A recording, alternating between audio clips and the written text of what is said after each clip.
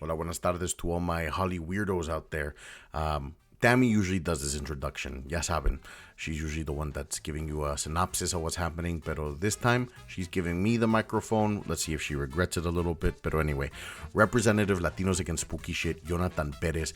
And I'm here to give you guys a quick rundown on who I am, what I do, and talk about some myths and legends and stuff that we grew up with in Latino communities like El Cucuy, lechuzas, things of that nature. You know, the stuff that our parents really grew up teaching us to be afraid of, taxes, all these kind of things. So I'm excited to get into this story with you. I'm excited to share more about who I am, what I do. So don't forget to grab your chanclas. Don't forget to grab some tajin, limon, el huevo for your limpia. We're going to get some tequila. We're going to get this party started porque we have to be safe from los Espookies. So get ready as we journey together into the unknown.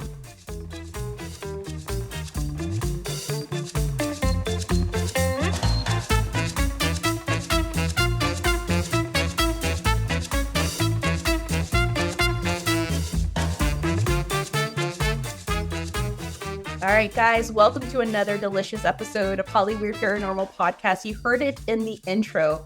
We have the one and only Jonathan Perez of Latinos Against Spooky shit. If you haven't seen any of his videos, you don't know who he is, then where have you been?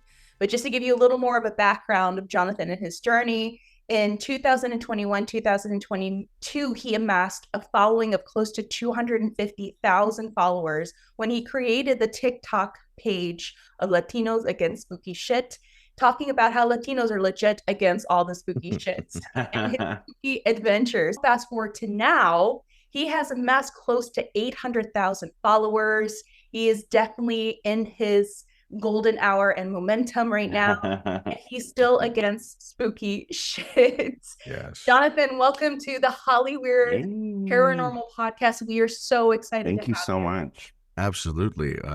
Or I should say, hola, buenas tardes. Absolutely. So excited to be here. You know, it's funny. You know my history of my following better than I do. But no, it's a wild journey being here and where I started and where I'm at. I never thought that this was going to be where it all led to, but I'm very excited about it. We're very excited to see what else comes your way. And I mean, a lot of our followers too, after we promoted you being on the podcast this week, we had so many messages from our followers who are also your followers. Oh, wow. You, and they were so excited. They're like, you have no idea how excited I am to hear this interview. That's awesome. And I mean, of course, like, you're a friend and just always been supportive of you and your work. And not only are you doing Latinos Against Spooky shit, but you're also doing other endeavors too. You're also a part-time streamer now. Like, I only watch watch your game. I can never participate in them because I'm like, watch parties. I don't know what button to press. I'm just going to root for you on the side. You know what? That's all we need. We need somebody to cheer us on. And we need somebody to, a snack captain, somebody to be able to supply snacks at the table. That's important. But tell us your journey. Like, tell us how you got started with Latinos Against Spooky shit. Tell us why you're such a big advocate now. And now you're like Bryce too. We're going to transition into your Bryce era because now Bryce is kind of breaking into like gentle break into spooky shit. Like, you are actually really interested on going on a ghost hunt very soon. Something we're going to possibly, Hollyweird will conjure up for Jonathan to come over here, or we'll meet him somewhere closer. I'm thrilled. If you can't tell. I can tell, it's clearly. You just slowly slide out of school. Just like, no. Oh, don't worry, I'll be back. Oh, sorry, there's a connection issue. I'm driving to the tunnel. No, oh my God, the journey. My God. So 2020, 2021, beginning of, I was going through a really hard time in life with some things that were happening, and I just needed some sort of creative outlet. And I remember posting a video. First time I posted like little things here and there on TikTok, but I never thought that like anything would blow up ever, right? But I remember my first ever video was the voice video, which was a girl posted. Have you ever noticed that when you speak in English and speak in Spanish, your voice is different? And I reacted to it, and I did. Hi, my name is Jonathan. This is my English voice. Y luego hice mi español, que es un poquito más alto, and it Mm. blew my fucking mind. I was so confused by this because I'd never noticed it. And overnight, like 5 million views, 10,000 followers. Damn. And I was like, oh, wow, that's kind of neat. Maybe I'm a voice guy. Maybe my thing is voice acting. I'm going to start doing more voice things. So there's another phenomenal, I can't remember the name of his channel, unfortunately, but there's another phenomenal voiceover guy who like does a little like, hey, stitch this and, you know, try your voice. I did a couple of those. They didn't land too well. Then I did a video of me. So I've been working in restaurants for 20 years since I was a small kid, 8 years old. So I know how to flip eggs. I know how to make food. I know how to cook. So I did a video of me flipping some fried eggs, landed them, quick 15-second video, 6 million views. I was like, fuck, I'm an egg guy. That's what I am now. I'm like, that's what I'm known as, the egg dude. So I did a couple more videos of me cooking and me doing egg flips. Didn't land. I was like, okay, cool. Maybe that's not my thing. What am I going to do? What am I doing? At that point, I had like maybe 15,000 followers because I'd gained a couple more. And then Nate Petrosky, I do remember the first video that I ever did for Latinos Against Spooky shit. He lives off grid in the woods. And he did a video where he said, it was late. It was late last night and I heard a strange noise. So I went to investigate. And when I saw that video, I was like, in no world would a Latino ever do this. And so I stitched the video and it was a lot of people are like, oh, that's such smart marketing or this. I wish that I could say that I was smart enough to have come up with that on my own, but it was just shooting from the hip, total accident. The first thing I happened to say was Latinos Against Spooky shit. And that was it. That was the ember that lit the forest at that point in time. And then it's just been a whirlwind of everything else. So I'm extremely fortunate and lucky to have such an amazing following and to have come up with such an incredible brand that I didn't know was going to resonate so well with people. And it truly has, especially for a lot of Latinos who are really against it. Yes. And yeah, I mean, el cucuy and everything, like we've all been against it. We've been threatened with it enough times to be like, man, fuck that, dude. Like, I don't know what a cucuy is, but I don't want to mess with it. Oh my God, the Cucuy and who else with the little La Llorona, el cucuy, los duendes, la mano peluda, the hairy hand. Yes. Just many out there. There, lechuzas. La lechuza, yep. Yeah, that's so many. And, you also have experience in spooky shit yourself. Can you elaborate your experiences? Because I remember one night we were on a live chat on TikTok and Scotty the Medium joined. And oh, that's right. That was a while ago. Yeah, that was a while ago. And a lot of your stories that you were telling us were just unbelievable. Yeah. And it's so funny how you're against all this because you've actually gone through it all. Like, tell us your experiences, especially since you lived in places where it's no wonder why this phenomenon has happened. Right. In those areas. A lot of activity in the places that I've lived, which, way to choose them. But so the first spooky experience that I can remember as a kid was, and I've talked about this one before, but I was 8 or 9. We were in Seattle, and it was me and this little girl in the back of a truck, and of course the bench was lifted up so we could play on the bigger area of the back seats. And then it was my aunt riding shotgun, and then some family member of ours, or they probably weren't family. I don't know. We're Mexican. We are and aren't related at the same time. It's weird. So she's just there chilling, and we're driving in Seattle. Anybody that knows Seattle realizes we have some trains, we have railroads, we have tracks and everything. So we were at a particular place where we were going to go over a railroad track, but we were in bumper-to-bumper traffic, so we're just dealing with it. We get onto the track, about to go over it, and then the guardrails come down. Oh, God. Starts flashing lights. Oh, no, it's so intense. And so we're freaking out. Me and this little girl both, like very movie-esque, look through the window down the tracks, and we see a train 300-400 yards away. Before impact, all of a sudden, we're back behind the tracks, still in traffic. This little girl and I are screaming our heads off. We're crying. We're telling my aunt and her mom, don't go on the tracks. Don't go on the tracks. We're going to get stuck. And they're like, what are you talking about? Like, you guys were just fine. What is going on? According to them, we went from like just being fun and playing with our little toys and whatever. 0 to 100, crying and screaming. There was no in between, just immediate shift in our demeanor. So much so that the mom who was driving decided to like pull over right before we got to the tracks, because there's a little side street that you can pull off into, like a little gas station. Pulled off, and sure enough, as soon as we were pulling off, the guardrails had come down. And apparently there'd been some malfunction with the alert system, because it's supposed to alert like 3 miles beforehand when a train's coming down the road to give people ample time to get out. But for whatever reason, there had been some sort of issue. These things came down. Nobody got stuck on it, thankfully. And then the train came barreling by. So just a weird premonition that she and I had regarding this train. And that was the first spooky experience that we can remember. Yeah, and my family was like, my aunt's like, how did you guys? It's like, we don't know. We don't know how we know. We're 8 or 9. We just know that the train was going to hit us. That's as much as I can tell you. Both to be having a simultaneous experience. Right. It was, shared hysteria, if you will. But the fact that, it's not, and it's not like we were playing with a toy train or anything and then made up the story. No, like my aunt said, like, you guys were fine, and then all of a sudden you guys were just crying, like just uncontrollable sobbing, and told us to not go over the train track. So that was one of them. Love that for me.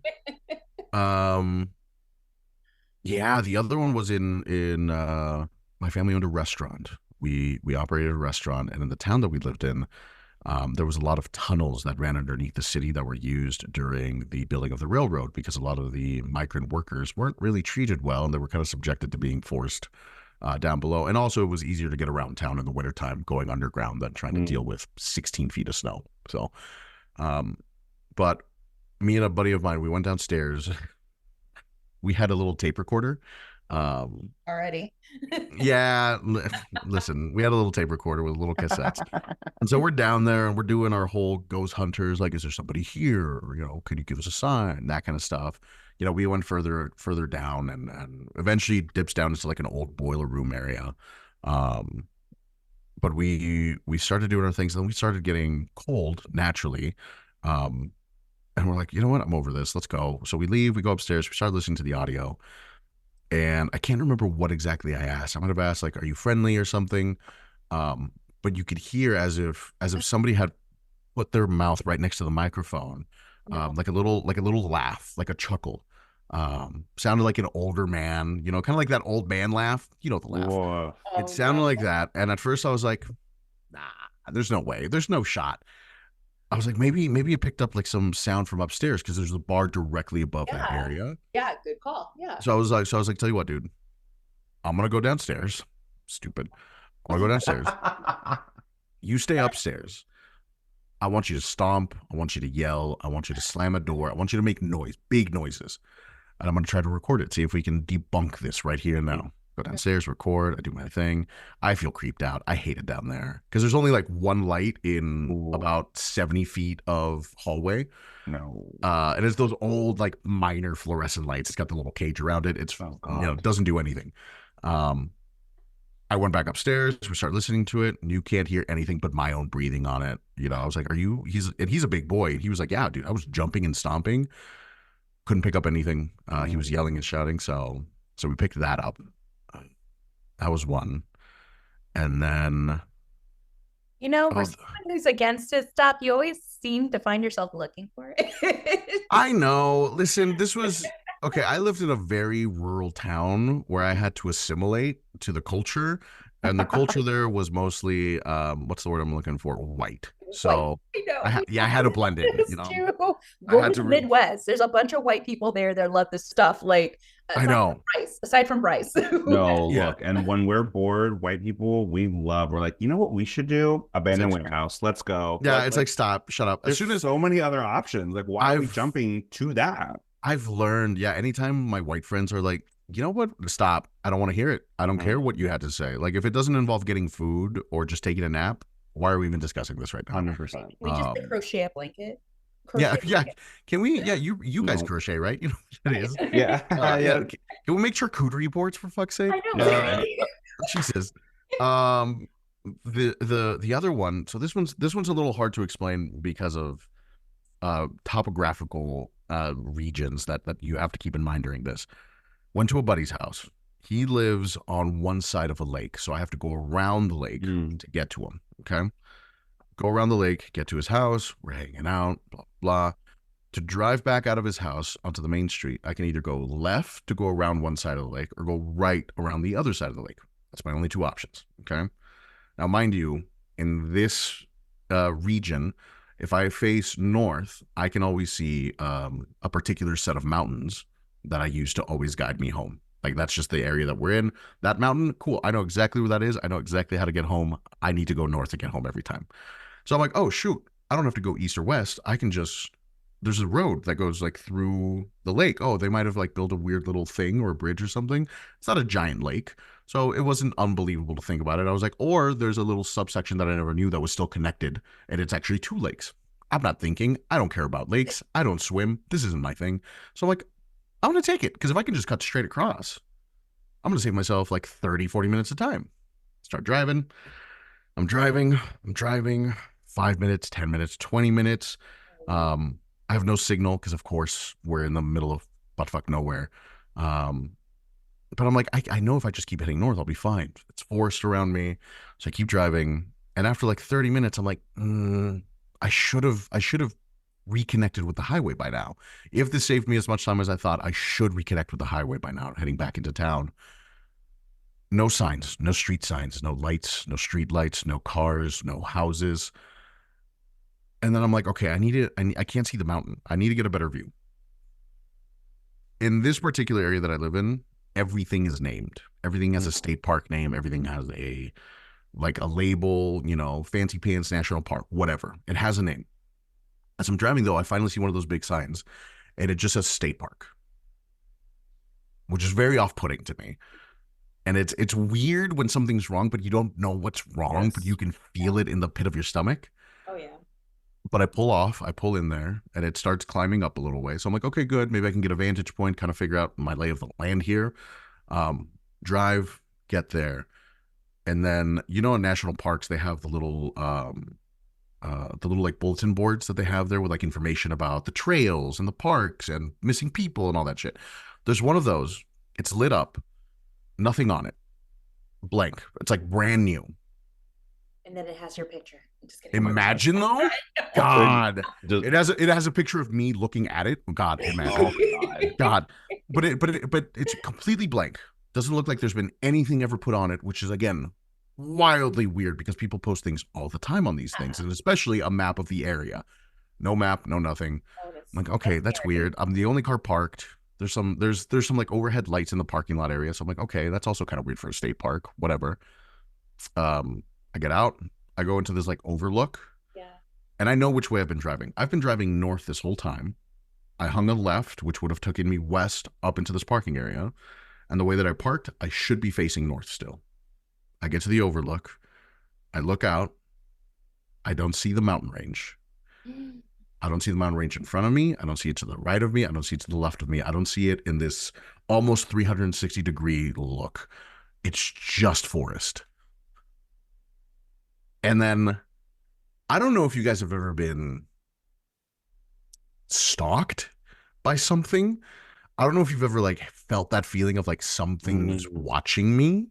Oh yeah. It's a very primal thing that you feel. In that moment, everything told me, get in the car. Get in the car. And so, got back in the car. I turned around, went back down the hill. And so I had two choices. Left, keep going down this road that I don't recognize and didn't have a name, or I turn right and go back to where I came from, right? I'm like, you know what? I'm just going to double back. I'm going to lose 30 minutes. It's going to take me longer, but I'm going to double back. So I start going back the other way. 10 minutes later, I hit the main road again that I had just come from. I hang a left because that's the way that I came from originally. Go around the east side, get to my house an hour and a half later. Everybody's chilling. Couple weeks later, meet up with my friend again. I go to his house, get to his house, and I'm like, by the way, dude, I was leaving your house, and like, is that a new street that they've built in? Like, where does that street end? Like, what's going on at the bottom of the, four-way intersection here? He's like, what are you talking about? I was like, yeah, when you're leaving your house, like, you can go left, right, or you can go forward. He's like, left or right, dude. That's the only ways around the lake. I was like, what are you talking about? He's like, they haven't built any. They can't build through a lake, so you have to go left or right. And I'm like, maybe he's crazy. Maybe they built something he doesn't realize it. But sure enough, that night I get down to the bottom of the hill, left or right. There's no street going in front of me. So I don't know what weird temporal shift I stumbled upon. But I've yeah, I don't know what would have happened if I had kept going down that road. So for whatever it is, I'm glad it said it turned back. And that's the weirdest, crazy. most surreal experience that I've ever had. I can usually keep a level head. You know, I can usually like figure my way out through things. Driving to, and a lot of people ask me, it's like, why didn't you use your phone for GPS? No signal. I didn't have any signal. So when I pulled up my map, it was just blank. It didn't show anything. It just showed my location, but it just showed a grid pattern. So I was like, that didn't do me any good. Oh my God. So yeah. That's so interesting though that you mentioned, because as you were telling that story, I was like, oh, weird. His like lizard brain is really firing on all cylinders. The lizard brain is real. Like for you to like get out and be like, oh, I'm not safe. There's something I need to get back in the car. And just like the things that you were feeling, like that you talked about with the sign, like something's not right and I can't put my finger on it. Like, oh, that's so unnerving. It's like Uncanny Valley, but if it was a place. Yeah. Oh. Yeah. What is that called? It's a phobia. I think it's called xylophobia. It's the phobia of deep woods. I think so. And I think it's another one that starts with a T, thalassophobia. I could be wrong. Of like, what you just called me? Yeah. There's thalassophobia. Thalassophobia is the fear of the ocean. I have that and I hate it. I have that as well. When I see those videos on TikTok, like, would you go down an extra 100 feet? Fuck no. I would not. No. Are you fucking kidding me? No. Absolutely not. Like you hear about these divers that they wanted to like test their limits and like dive 150. I was like, why? What do you fucking win from this? What's the point? I know. What is the end? And then people are like, well, the nitrogen in their head made them actually get dizzy and then they got stuck between a rock. I was like, yeah, you dumb shit. That happens. We're not meant to go there. If we were meant to go there, I'd have fucking gills. 100%. Jesus. Yeah, fuck that. No. What are the legends that you grew up with primarily, especially surrounding Latin culture? Like I remembered the Duendes, the Chuzas, and El Cucuy. Then we had I think it was La Sucia in Central America. It's like Dirty Woman, which is their Honduras and Guatemala's take on La Llorona. Oh, interesting. And we had Pitufos. Like I don't know if you remember Smurfs. The Smurfs, but evil Smurfs. We had Smurfs. Those pitufos. I don't know. I had an aunt that my tia would always say, like, oh, there's an evil pitufo here. I'm like, what? Yeah. That's so funny. So there was an old like urban legend that my family used to tell about pitufos, about the Smurfs. And it was that apparently this little girl in the town that we grew up in, but this little girl wasn't like everybody's town that they grew up in, right? But apparently she had like a big Smurf doll, like one of those like 3 foot tall ones. Already, and it's bad. It's always a doll. But she would tell her parents like, "Hey, El Pitufo like talks to me at night." Oh shit! And her family's like, "Oh, she's being cute. She's being whatever, But she's like, "No, the El Pitufo's like telling me things at night, like whatever." Well, one night, put her to bed. Wake up in the morning, they go check, and she's not there. They're checking everywhere. She's not there. The window wasn't broken, etc. It wasn't until apparently that it started smelling really bad in the room that they noticed that Pitufo was a little bit engorged. And so they opened it up and they found her partially digested in the body of the Pitufo doll. So urban legend. I don't know how much truth there is to that, obviously. I wonder if that derived from the actual, like if that urban legend derived from the actual crime case. I think it was in Japan or China, of a man who was a serial killer who would kill these young girls and stuff their parts into stuffed animals and keep them in his house. Yeah, maybe. I think it was the Hello Kitty murders, because he would specifically do these murders in his apartment and stuff their Hello Kitty dolls. Ugh. So when someone was complaining about the wretched smell, I could be wrong. I think it was a smell or something that was happening, or the missing girls were last seen around his area. Yeah. It led to his apartment, and they found like this horrific scene. So I'm wondering if that is something connected to that urban legend, because it's always a Could be. it's always a telltale, a total telltale of never talk to strangers and so on and so forth. And that's something I learned about the lechuzas, which we brought up in one of our episodes, where we had a listener think, oh, there's an actual lechuza after my child. And it turned out that she actually had psychic abilities, and these abilities were getting stronger and stronger as she was getting older. And from what I researched, and by a professor at UCLA who specializes in folklore, lechuzas come from a time when the First Nations people in Mexico were, outnumbered by the Spaniards. So the Spaniards, kind of really thrusted and pressured the Christian ideals into the minds, to where if you don't baptize your child, the lechuza is going to come. What's the lechuza? Right. Oh, this is what's going to happen. Right. So that's where kind of the installation of fear and fear mongering. It's all fear mongering. It's all mental abuse, honestly. It really is. It's all trauma, dude. And it still occurs, it still works too. Especially I'm 31 years old, and my family tells me the Cucuy's coming after me. I'm listening. Yeah, right. I'm not taking any chances. Listen, we believe in Jesus. I can believe in Cucuy too. Right. They both have an equal chance of being at this point. What if El Cucuy really exists? That huge, it created a huge thought form, an egregore or tolpa, right. So much energy and so much thought into El Cucuy, where it's it just manifested, and we actually see these things in and around, certain parts of the country. So it's something to really think about. It's so funny. I remember, do you guys remember the movie Paranormal Activity? Oh, who doesn't? Yeah. So I remember when that movie first came out, watched it, and I was like, oh, this is a cutesy movie, until at the very end it hits you with that based on true events, and I was like, oh shit, this is legit. So that night I'm home, I'm sleeping, I look down at the foot of my bed, and in the corner of my room I see the perfect silhouette of a person, and I'm like, not today, bitch. You're not gonna get me. I got you. I got your fucking number. Not in this fucking world. So I'm staring this bitch down for 9 hours until the sun comes up. It was my coat that I on the back of my on my door. God. Man, I was so tired. As soon as the sun came up and I saw it was just I was like, man, fuck this shit. Man, I was so mad. But I think, to your point, fear is such a powerful agent of control and chaos. Yeah. Depending on how it's wielded. And I've been in that same situation where it's just you're so convinced that what you're seeing is real because you're afraid, or the control that's being exerted over us, because it's very easy to control people who are afraid. It's just the most potent.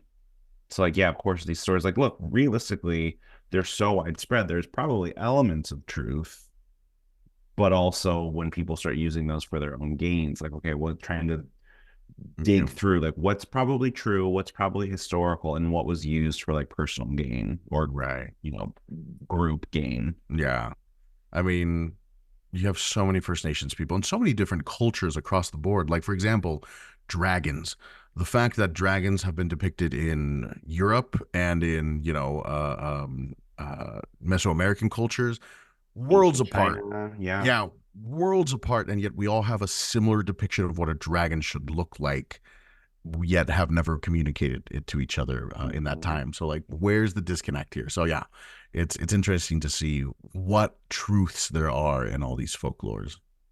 It's so true, especially where is it, in Sweden? I think it could be Sweden, where they have the the elves and stuff. They actually have Duendes, and they actually build a bunch of houses for them, because that's what they truly believe. Even the country, I could be wrong, I think it's Sweden, but even the country, the officials specifically block certain roads so that the elves can cross. It's a serious, legit thing they do.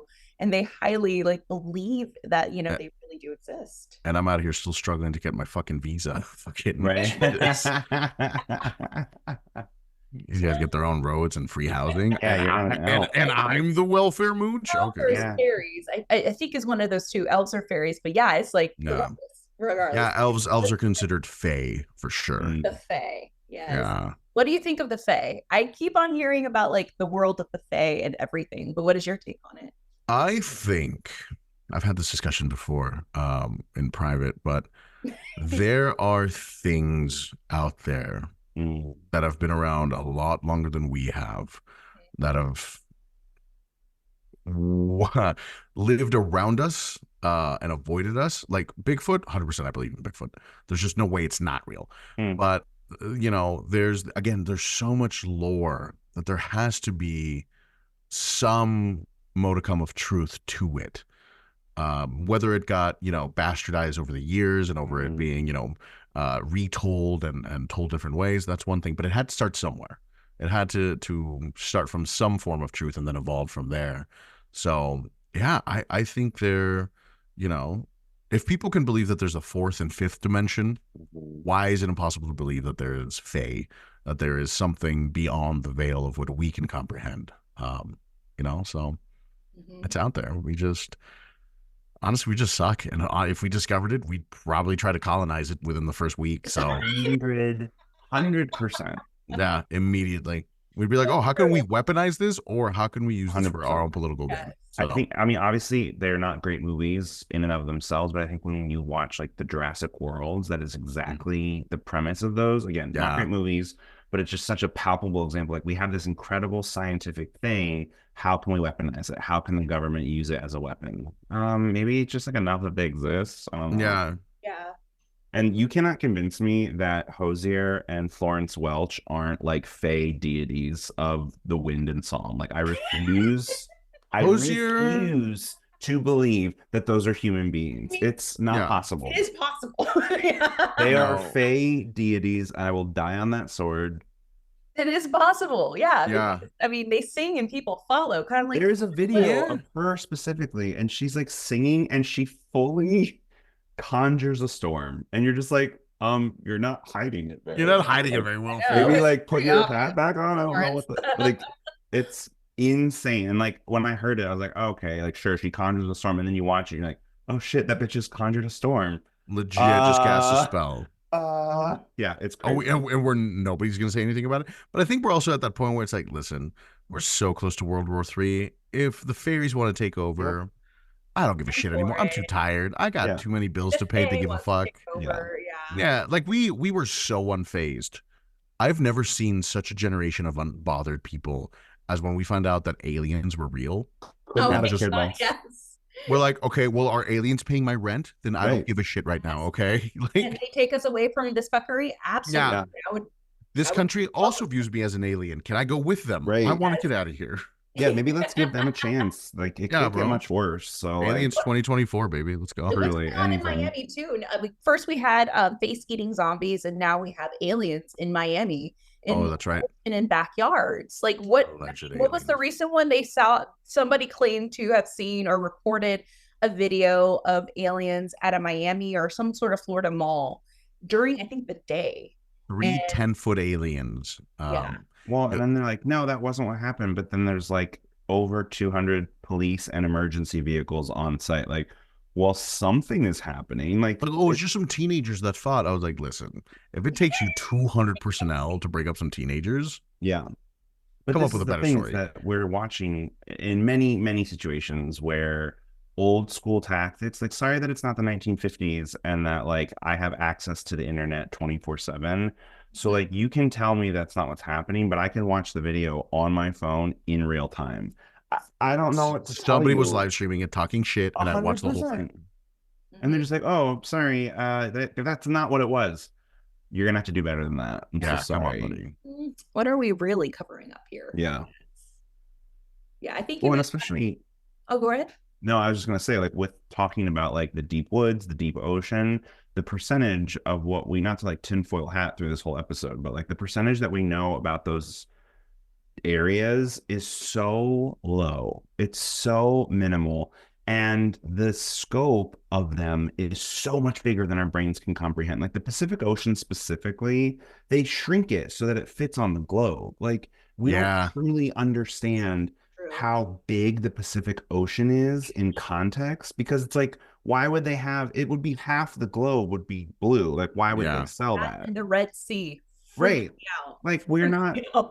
we're not going on like a Magellan-esque cruise. We don't need the actual like proportions for our globes. And yet we're like, oh no, there surely couldn't be like hidden things in the ocean. Like So there was sure about that? I'll have to find the thread, but you can track sharks. Like they Yes. have Oh, they yeah. have trackers on sharks. You can see their migration patterns, Another, and yeah, even sorry. as the civilians, we can check them. Mhm. You know, they have names and everything. Yeah. So somebody had been tracking this particular shark, and all of a sudden it veered way off course and then plummeted down into a depth that it should not be able to survive. And these were big sharks. These are large sharks. So something ate it and then started diving down into the depths, which is wild. Again, you have to think about the truth and folklore and imagine that everything has a speck of truth in it. Yeah. Krakens, that had to have come from somewhere. We discovered that what people thought were mermaids were giant manatees, and that pirates were fucking these things. That's unfortunately historical. Love Yeah. that for us. Yeah. We'll fuck as, anything. as you do. Listen, a hole's a hole. I get it. You know, Look, when you're riddled with scurvy and you haven't seen land in like 18 years. I was gonna say, you're in the ocean. That sun's hitting you. You haven't had a lemon in 3 years. Yeah. And that manatee's looking real good. Really nice. Jesus Christ. What the fuck's wrong with us? I don't know. I love manatees, but not like that. I know, right? I feel guilty for loving them. Manatee, I hardly know her. Yeah, Never look at a lemon the same way again. Yeah. Yeah, you're welcome. Thanks. Fucking yeah, no, the world is wild. Or my favorite, if you line up a map of people that have gone missing in national parks, Oh and god, a map of tunnels, It's and a 1-to-1 ratio. 1-to-1, which Yeah. makes me think of Sasquatch, Bigfoot. Mhm. absolutely.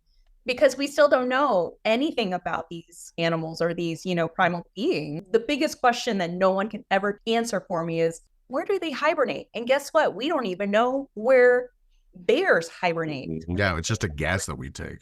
Yes, no one can tell me. And that's the same thing. Okay, if Bigfoot exists, like, what do we know about them? Do they travel in packs? Do they bury their dead? Do they eat their dead? Mhm. Do they... Are they nomadic? Do they know how to use tools? Do they know how to? Yeah.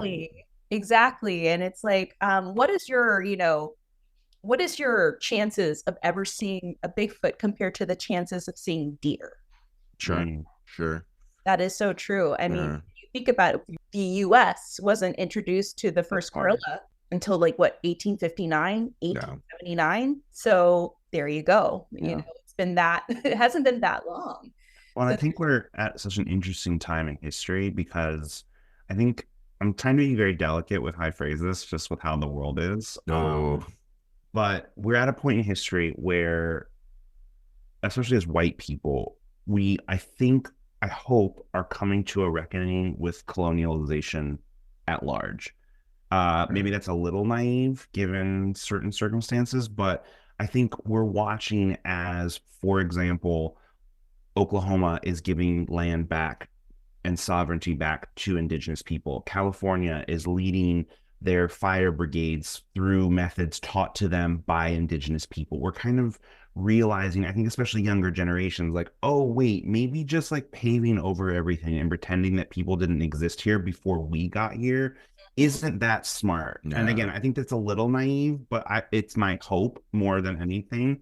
But I think partially because of that, then we're seeing these stories that's like, wait, are these just wives' tales? Are these just like myths and stories? Or are there things like, I think a lot about skinwalkers, and it's like, right, but that's rooted in like so much native and tribal lore. It would be foolhardy to pretend that that is not based in experience. And like, if someone like that tells me like, oh yeah, don't go into the woods or the desert by yourself, and if you hear your name, no, you don't. Why would I not listen to that? And I think we're getting better at learning and acclimating to those stories of wisdom, but we are in a very interesting crossroads where it's like the machine of society is continuing to industrialize, and I'm hopeful that our generation is like, whoa, time out. We can't just keep pretending that these things don't exist. We can't just keep pretending that this wisdom doesn't affect us in this modern world, quote unquote. Sorry, again, trying to be like super specific about how I say it, but No, I don't know. I just think it's very interesting because even myself, if I had heard this conversation like a year or two ago, I'm like, I don't know, this is a little like conspiracy tinfoil hat. But Yeah. we have such access now. It's like, I don't know. I've seen a lot of videos that like I really can't explain. So what other options does that leave us? Yeah, it's the what if. Like, I have a major trust issues with the videos on the internet. We get sent so many, and it's like, guys, I've come from, a place now where people are manipulating this phenomenon and trying to prove it more so. And I'm noticing people are faking it more so than trying to prove it. And especially with the advancement of AI and these computer generated programs, I mean, these things look so freaking real. For example, I was on Facebook and this commercial popped up somewhere on my page, and it's Jennifer Aniston promoting, or what I thought was Jennifer Aniston. It was an AI Jennifer Aniston promoting this slimming, like weight loss pill. And I was just sitting there like, that is not her. Something's off, but it looks so freaking real. Like, it looks too good. Those AI images that busted out with Taylor Swift that were horrible, absolutely degrading on Twitter, but people believed it. Some people really bought into it, which is we're deeply unprepared for AI. That's another thing I want to move into. Let's talk about AI, because if it's not ghosts, it's not duendes, it's not el cucuy, it's definitely AI. What are your thoughts, Jonathan, about AI and how it's just like bursting into the scene more and more, and where you see it in 10 years? That's such a picky thing, right? Because I get, again, I have to tread carefully. I get AI stealing art as obviously not good, because I've seen too many people lose work over AI generated graphics, because it's like, oh, I get it. You feel like you can pump this out quicker with AI and it's more efficient for your brand or whatever you're doing. Sure. Pero you also have to learn that that AI had to learn from looking at people doing these pictures. So if these people didn't exist, that AI wouldn't exist either. And I would always much rather support somebody than something. Now, do I think all AI is bad? Absolutely not. Sometimes we can envision something, but we can't draw an inspiration because we can't. Maybe we're hitting a roadblock. Maybe we're just, the imagery isn't quite there. AI is a phenomenal tool, right? And I think that's the important distinction, is that it's not a means to an end. It is a tool to help us continue to define what we're looking or what we're doing. Somebody wants to use AI to generate a concept and be like, oh shit, I'd like that. Let me draw something inspired by what I just saw. That's very different than, AI stealing information from somebody else, creating a portrait and then pawning it off as a new creative thing when it's not. No different than intellectual property. Also, AI for like writing prompts. I'm huge into tabletop role-playing games. Yes. I'm huge into D&D. I'm huge into, all this collaborative narrative stuff. And sometimes it's like, me have words, not think good. Me need something to translate. And I just need something to take like what I'm thinking and to just throw me a couple ideas out, and then be like, oh, okay, I kind of like these concepts, but I don't want to steal this. Let me create something out of these parts and pieces to make it my own. At the end of the day, AI still needs human collectiveness, and it needs human intelligence for it to operate, right? It can't form its own concepts. It takes from what's already existed to create new ones. So without the human experience, it doesn't exist. But again, it's a tool at the end of the day. Much like, is the person who uses AI a bad person or not? It depends on how they use it. Somebody uses a gun and unjustly murders somebody. Do we blame the gun or the person? Right? That kind of thing. But if they use it to save somebody, well, then what are we, it's just so dependent on circumstances. But I think it's AI responsibly at that point in time. Just realize what you're doing. I always love sourcing from my friends and supporting people who do art. I can draw a straight line to save my fucking life. Right. Or a perfect circle. Yeah, or a perfect circle, but it's one of those things. So that's kind of my take on AI. Yeah. It has its place for sure, and that's just the natural evolution of the world. Yeah. AI was going to come, whether we staved it off for another decade or whether we embraced it fully. It was coming one way or another. Yeah. It's just a matter of how we view it. Yeah.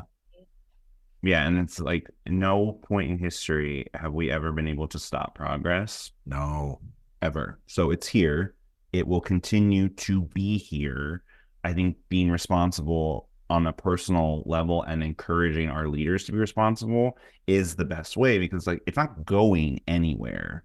No. Like Anytime soon. every time I play you mentioned like every time I play D&D, I'm like, I need a new picture of a character that I just made up in my brain. Well, I can't draw for shit. No. But it's like, again, if you can, like every time we finish a campaign, we hire an artist to like draw a picture of our group and give it to our DM. But like I would never use AI for that. Like I commission a person. But like again, it's like where is the line and how do you use it responsibly? And I think how do you stay open to being corrected? Like if someone says like, hey, this is a problem, and then it's a problem. Like I don't know. I think that's too many people have glorified AI and not understood how it actually works. I think that's part of the problem too. It's a lot of misinformation, not ignorance. It's just the fact that like, oh, hey, by the way, AI exists now, and people are like, oh, cool, I'm going to use it, but they don't understand how it learns, what the algorithm is, how it creates itself, and what it is. And I think if more people realize that,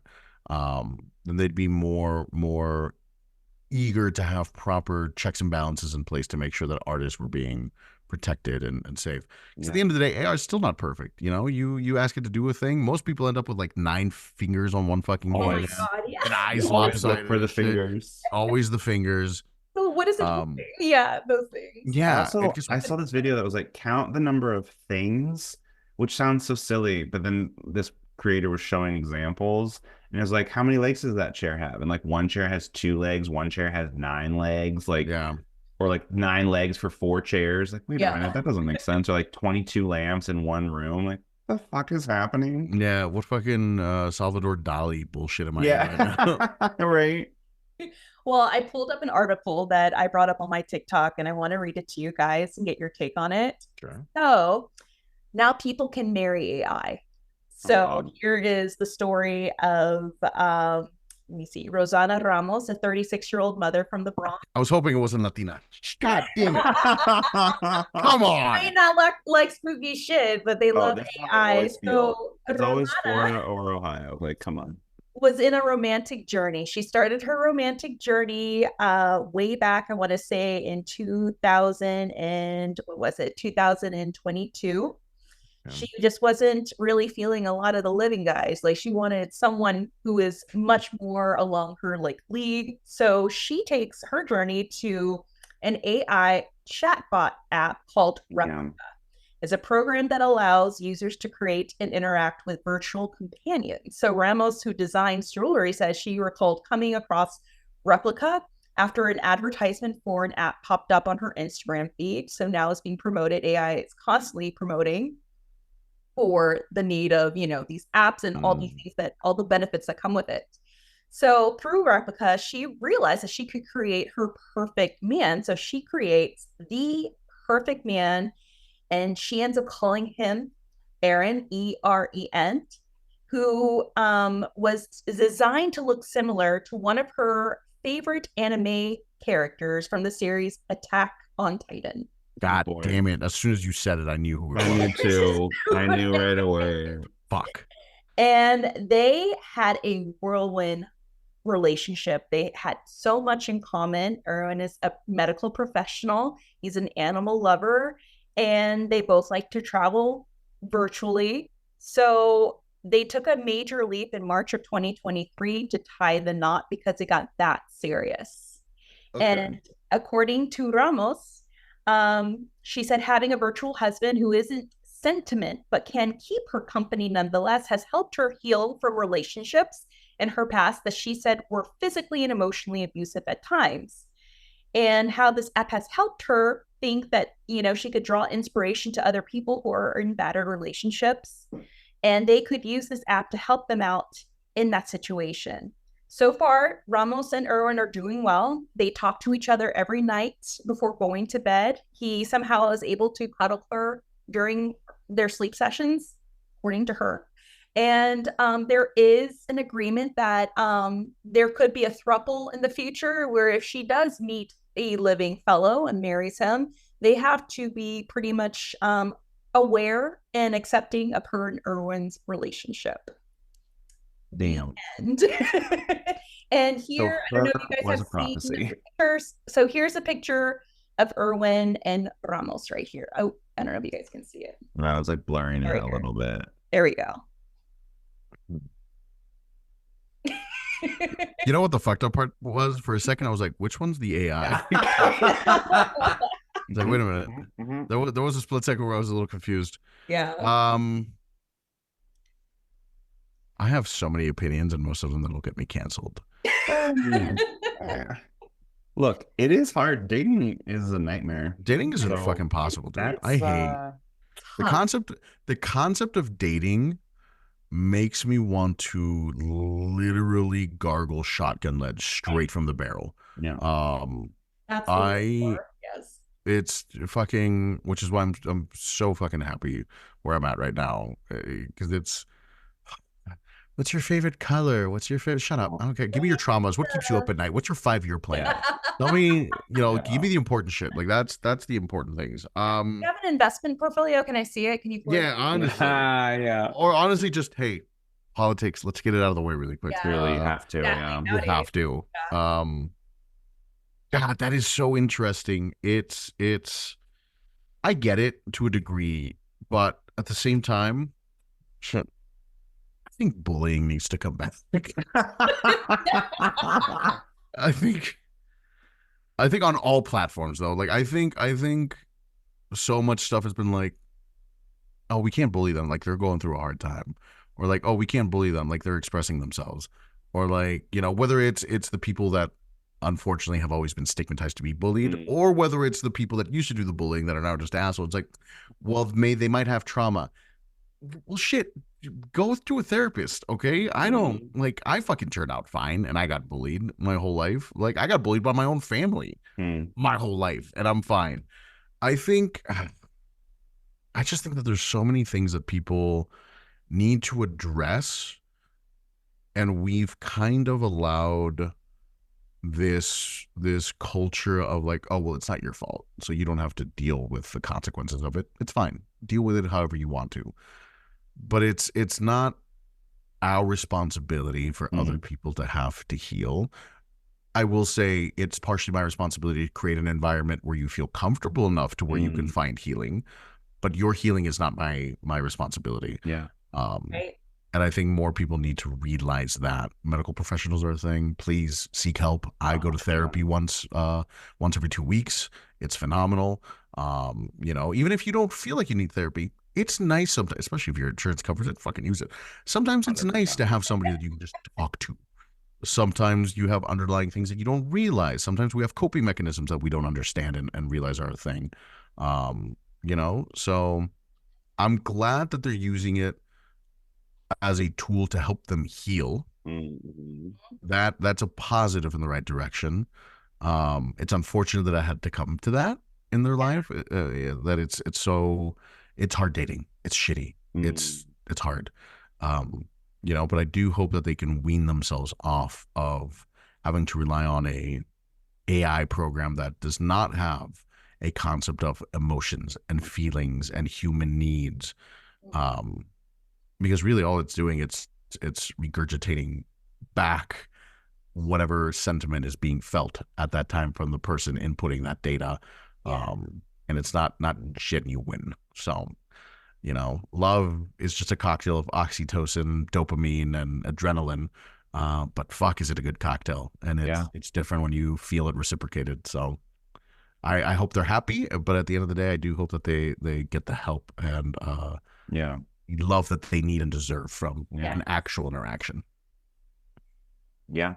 There was an episode, I don't know if you guys listen to this podcast. It's actually based out of Los Angeles. It's called, oh my God, I just had it right here. You Feeling This? And there was an episode of it was such a great episode about this man. You hear him interacting with this woman, and you feel like, oh, they're on a first virtual date. Maybe they're doing a Zoom date, and you kind of get little hints like something's a little off with some of the questions and answers between both of them. And then in the middle of this episode, you hear a knock on his door, and it's his ex-girlfriend. And it turns out, whoa, wait, the ex-girlfriend has the same voice as the AI that is chatting with him in the beginning. So they start fighting because he is, one, not over the breakup, and two, he is reliving his best and positive moments with this AI app. And the AI is like, wait, it's really smart. It's kind of catching on what's happening. She's like, wait, that's me though. And he's like, yeah, but we're on this. No, but that's me. Why am I upset? And then you hear like them kind of going back and forth now. And then you hear him click on something and he resets her. And then you hear the interaction start all over again. And it was a really good episode, but it's just one of the things, like, it's not just like us trying to heal, but it's also trying to avoid reality. And us at times when we want to move forward, we can't. We just are still stuck in that same place, which is another scary thing that this app can do, or this, this program can do with AI. Yeah. So, yeah, it's still that fine line of like, is it good for us in the long run? Will it do more harm than good? And I feel like it's going to be even more advanced in another 10 years. Like, it's going to be a way of life now. We're probably going to have AI nannies, Here's the thing, though. I'm upset about one thing with AI, and I need AI to get to the point where it can do the hard manual labor jobs. Not because I don't want to do it. Part of my theory, I don't know if you guys, the world as a whole, I will say, stopped caring about science and art and culture and all these creative things, these artisans that when's the last time that we had a great, and I swear to fucking God, anybody comes in these comments and says Taylor Swift, I will find you personally. I want to say right now. What do you mean? The comments? I'm going to say right now. Oh, Bryce, I know where you live. I'll find you. But truly, we had Michelangelo's, we had the Dalis, we had, the Picassos, we had all these phenomenal creators. And now it's all about how quickly can we pump out content or pump out art or pump out this. Yes. And it doesn't matter anymore. But I feel like if we can automate so many of these mundane things, we might have a chance of having another renaissance. I pray to God that we can have another renaissance in our lifetime. Agreed. Culturally, scientifically, like so many of the leaps and bounds that we've had have been industrial advancements, but I do feel like we're on the verge and need a cultural advancement as well. And we just need one little thing to get us there. And I think we're so focused on surviving and paying our rent and all this shit that there's no time for it. But you put a couple fucking machines out in the fucking quarry out there, take a couple of those jobs away, people might have something to focus on. It's cheap labor and all this kind of shit. So I don't know. I was hoping that AI would go that route versus are these fuckers stealing my voice route? Well, that was like the main thing during the acting strikes and a little bit during the writing strike as well. But there was just this meme going around that was like, can some of the AI go and clean up the ocean, or do all of them need to be screenwriters? Yes. And I think that obviously it's like very tongue in cheek, but I think that is the thing. Is like, why the fuck would we want AI to replace the most human parts of our humanity? To the point of the article you just read, Tam, of like, why would we want it to replace physical and intimate and love and familial connection? Why would we want it to replace our artistic ability to create and dream and invent? That is not what AI should be used for. We should be using it so that everyone has universal income and doesn't have, like, we should just be making life easier. I'm really deeply uninterested in like using AI to remove the art from humanity and also keep us working 1,000,000 hours a week. Like, could not be less interested in that version, which is like where people who are profit obsessed want us to go. Like, no, I'm Well, I feel like sorry. that's where No. we've lost that connection. We're so connected to our Mm. mobile phones, our apps, and everything, and we need to distract ourselves. That's why when, paranormal investigators or content creators go into a haunted house, they need to connect to something other than, other people. Man, just give me a haunted house any other day. I'd rather connect with the ghosts and the living. The living scare me more than anything. I will die on that hill. Always. The living will always scare me. When people ask me, TV, don't you get scared of something following you home? I'm like, yeah, I'm scared that a serial killer is out there ready to kill me. Yeah, I'm scared because I come home late at night and I'm a single female. But other than that, no, I'm not scared to walk into a haunted house. If anything, I hope I get something that follows me to protect me. Oh, okay. Protect you. I was like, bruh.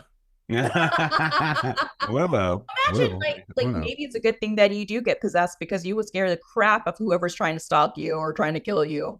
Which, in my opinion, I really believe there is a serial killer out there brewing at the moment. Oh, there's a serial killer in the what was it? The Chicago area, I think it was. Stop it! No, for a while I've been thinking about this. I'm like, I feel like there's something going on. I feel like I can't remember where, and I'm gonna have to find the documents again that I had. But there was just around this specific area, and it was a city with a river in it, and it was either Boston, it was Chicago, or it was one of those eastern states. But people were going missing in specific intervals in these specific neighborhoods over the last 2 years, and people were lining that up. Which city was it?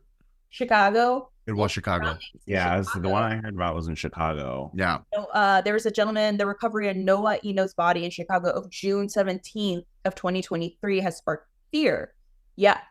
And it's connected to the smiley face killer. Mm-hmm. Yeah. So there's a lot of bodies. They found 9 in 2023. That's what it was. Oh, yeah. I was right. Okay. Not to say that we're due for a serial killer, because I don't want to wish that on anybody, obviously. Right. But just the way that humans are assholes, it was bound to happen eventually, and it's surprising because what was the last big one? The Zodiac? I can't remember the last big serial killer that we've had that gained national news. I think the Zodiac is the most recent, maybe Golden State, just because those both kind of had advances or arrests or whatever. So those feel more recent, but chronologically. I think in Stockton, that was and it could have been personal, but he was murdering, or they were murdering middle-aged Hispanic men in Stockton. A year ago or 2 years ago. But there's something that has definitely been brewing. Yeah, you're right, Jonathan, in Chicago. I mean, I'm looking at more articles. Even 2022, at least 16 bodies were pulled from Chicago water. And according to some sources, there are 9 current serial killers who are still at large. Oh, God. The Long Island serial killer, the Just Davis 8 killers, the West Mesa bone collector, Brazil's Rainbow Maniac, Ibadan Forest serial killers, the Smiley Face killers, Pedro Lopez, the Monster of the Andes, the I-70 serial killer, the Vending Machine killer, the Maniac with Dull Eyes, who was Russian, I think. So not all of these are U.S. Some of them are global. Mm-hmm. But yeah, you're right. The Long Island is the Gilgo Beach murders. That's the biggest one so far. Yeah. So that's the next one. Yeah, it was the contractor. I think he was a contractor, and architect Rex Hewerman, age 59, pleaded not guilty to the many murders of these middle-aged women. Whoa. 11 bodies were found in his around Long Island. Yeah, that's what happened. He mostly killed young women in and around the Gilgo Beach area. Damn. It's crazy. It's wild that you never knew who you're walking by. Yes. True. And I think part of what makes serial killers so dangerous, because a lot of people are like, oh my God, killing somebody would be so hard. That's such a big misconception. That's what makes it so dangerous, is that it's not hard. 8 pounds of pressure per square inch to crush a trachea. That's all it takes. The average person can exude about 14 to 15. So it doesn't take much to kill a person if you really wanted to. And that's what makes these people so dangerous, is that there's no, usually it's what, they've experienced blunt force trauma to the head as a child. They've experienced some sort of traumatic event growing up, and then all of that goes unchecked. And there's this just disconnect to human empathy. Yeah. It's wild. It's weird because I used to be big into the whole serial killer thing. And seeing how many things all of them have in common to get them to where they're at is quite a unique phenomenon. Absolutely. I mean, even like if you're right, it's really easy because when you said that, I remembered I think it's Doretha Puente, and she was the Sacramento, what is it, the death house lady. Yeah.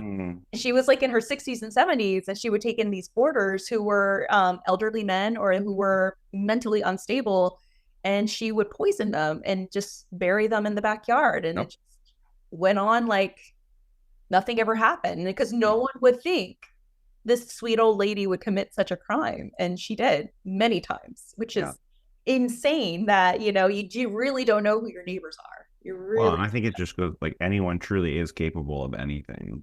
Yes. Especially given the right circumstance, or like you had mentioned, an injury, trauma, any number of things can happen, and any person is truly, I believe, that capable of anything. 100%. I always tend to ask this question to a lot of people in the podcast, but what do you think is like defines a ghost? Like, what is your interpretation of a ghost? Oh, interesting. A lot of people have different definitions, right? And I'm sure paranormal investigators have like a defined definition for like what a ghost is, whether it's an apparition, a ghost, an entity, a possession, a poltergeist, whatever. Seeing as I'm not educated enough to know, mine for a ghost is, I don't need something to be manifested in a physical sense for me to view it as a ghost. I think as long as there's an energy present, I view that as a ghost. If it can interact, especially, it doesn't have to slam doors, but again, sometimes you feel that little brush on the nape of your neck. There. Oh, another thing that we had a ghost in the restaurant. I fucking hated Steve. We had a ghost in the restaurant. And sorry. I just remembered this one. Man, he just unlocked a core. Did I open a trauma? You were like, no. So I hate country music. It's a horrible genre of music. I love old like love ballad country music, but like new age country is fucking garbage. Come at me, I'll roast you. And so in the restaurant that we had a like centralized radio system that we used to like play music and everything, and it would switch itself to the country station every time. Every we'd switch it, it'd stay on for a couple of minutes, then switch itself back. When we brought it up to the building owner and everything, he's like, "Oh, that's Steve the ghost. Like he likes to do that." And I was like, "He likes country music?" And like, "Yeah." I was like, "Fuck you. No, this is just an issue with your fucking Winona Judd. God damn. Yeah, right. Keith Brooks, and it was an older system, so I was like, "No, it's just your system's fucking broken." So replaced it, got a whole new one, and sure enough, every couple minutes, couple hours, he would switch it back to the goddamn country. And I was like, this is bullshit. I hate everything about this. This is dumb. He would also, in the women's bathroom, he loved knocking the purses off the toilets. If like you put your purse on the toilet, he would just bat it off. Into the water? Into the water. I would be so angry. Oh, yeah. I bet he thought that was cute. I thought it was, I would have been playing Metallica, Cradle of Filth on all like different radios. Like try to change the stations on those, my friend. You could try, even if we switched it to like play the cassette or a CD because we wanted like Mexican music playing.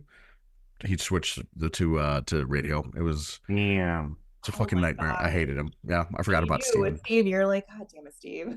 Yeah. Every time he switched, I was like, Steve, fuck. Because I'd have to walk my happy ass all the way to the back, switch it back. Yeah, it was a whole thing. That was our ghost. Yeah. Oh, Steve. Piece of shit.